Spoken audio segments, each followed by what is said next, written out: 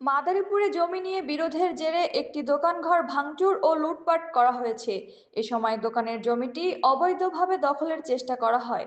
মঙ্গলবার সকালে সদর উপজেলার নয়াচর আদর্শ গ্রামে এ ঘটনা ঘটে।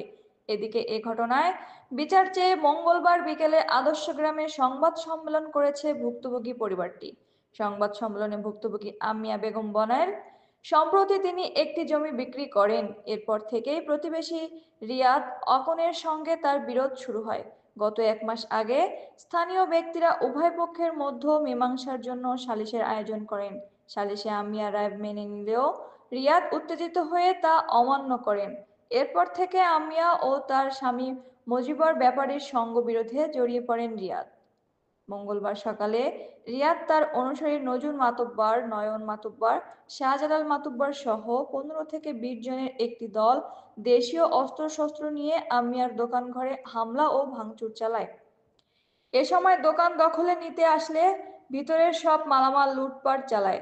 খবর পেয়ে সদর মডেল থানার পুলিশ ঘটনাস্থলে গিয়ে পরিস্থিতি নিয়ন্ত্রণে আনে। মাদারীপুর সদর মডেল থানার ভারপ্রাপ্ত কর্মকর্তা আদিল হোসেন বলেন, দোকান ভাঙচুরের খবর পেয়ে ঘটনাস্থলে পুলিশ পাঠানো হয়েছে। ভুক্তভোগী থানায় লিখিত অভিযোগ জানালে পুলিশ আইনগত ব্যবস্থা গ্রহণ করবেন।